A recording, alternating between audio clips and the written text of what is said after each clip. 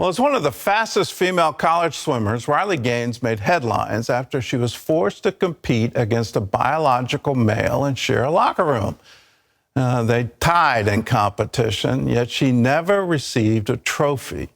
Well, since then, Riley has been standing up for women's rights in sports, and she's received a vicious backlash in return. Wendy Griffith reports. Keep female sports female. These days, Riley Gaines is making a bigger splash outside the pool. From countless interviews to standing before Congress, Gaines has become the face of saving women's sports. It takes a brain and common sense and fifth grade biology level understanding to realize that this is blatantly unfair. The 23-year-old who swam for the University of Kentucky made a name for herself as one of the fastest female college swimmers in America. But last year, she was forced to compete against Lia Thomas, a 6'4" male, formerly known as Will Thomas, for the NCAA National Championships. Despite his obvious physical advantage, Gaines tied the trans swimmer for 5th place in the 200 freestyle finals. But then the unthinkable happened. Despite the tie down to the 100th of a second, officials gave the trophy to Thomas. I'm a 12-time All-American, so it's not the trophy. But why? Why are you giving this trophy to Lia? What's your thought process?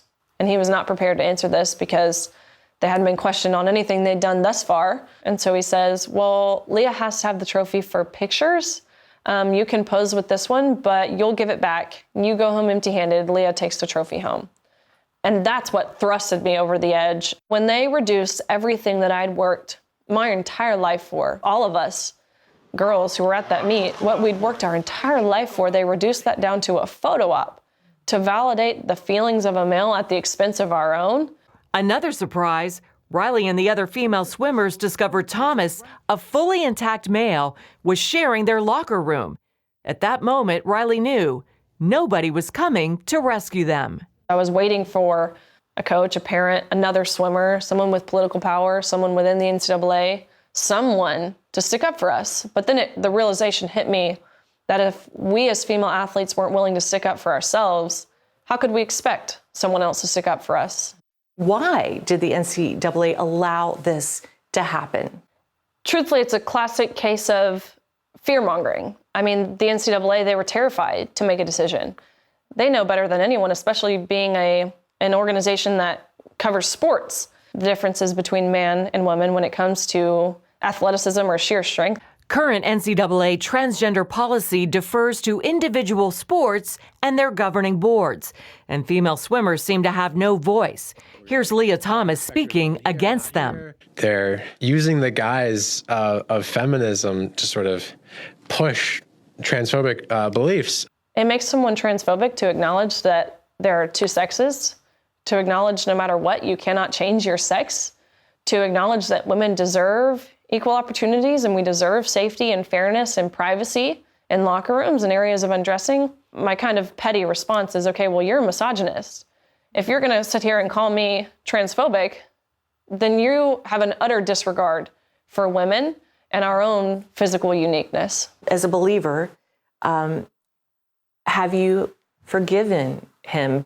Absolutely. There's no animosity in my heart. So when people want to call me names like Thomas has and like others have, Democrats, representatives and politicians, they'll throw at you.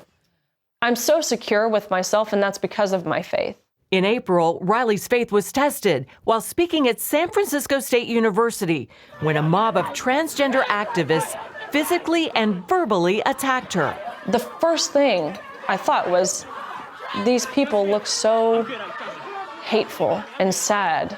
I immediately just wanted to pray for them. I just felt sorry for them more than anything. So you were hit in the face, is that right? Yeah, there was hundreds of people who were yelling, awful things that they wanted to do to me. Did you fear for your life? Absolutely, I did. They kept using the term, "we fight back." And I'm like, where have I just heard this? The press secretary of the Biden administration, the day before, she comes out in a press conference and says our trans community are resilient. They are fierce. They fight back. And so I'm sitting there listening to this, and this is coming from the top. This is what's being encouraged. The next day, the university denied the attack on Riley and called it peaceful. Are you afraid? I'm not afraid of being called names. I'm not afraid of being attacked. What I'm afraid of is not standing for the truth, not fighting for this next generation. That's what I'm scared of. For now, Riley, who married her college sweetheart and fellow swimmer last year, says she's putting her dreams of going to dental school on hold as she commits her time and energy to saving women's sports. So far, she's testified before Congress and several states, including Texas and Virginia. She says when the fight gets tough, she likes to refer to her favorite Bible verse, Romans 8:18. Our present sufferings aren't worth comparing to the glory that will be revealed in us. And I always thought that was so applicable to swimming because it's truly suffering. I mean, those practices, but I constantly remind myself, it will be worth it. Our Bible tells us it will be. Wendy Griffith, CBN News, Nashville. Well, there's been a long fight in this country for equal funding for women's sports in college. It has just turned now. I don't understand this. It just, from a common sense standpoint, it really doesn't make any sense. If you grow up male, you have a biological advantage, both in terms of bone density, muscle strength, height, all of these things, you have an advantage. And then after you're through that development to say, well, now I want to transition and compete against women, well, from a common sense standpoint, that's just not fair. And if you want to protect women's sports, we all need to stand up and say, no, let's not do this. Let me get graphic for a moment, because Riley didn't in that story, but I've heard other interviews with her where she did, that the swimmer she was swimming against was a fully intact biological male. He hadn't gone through the surgery. So if you're going to put him into a dressing room with women, it is not fair. And who is going to protect the women in there? And allegedly, he was sexually active with women. So it just doesn't make any sense. It really doesn't. Have we thrown out common sense and trying to be politically correct or politically woke? And I congratulate Riley for standing up and standing up for the truth.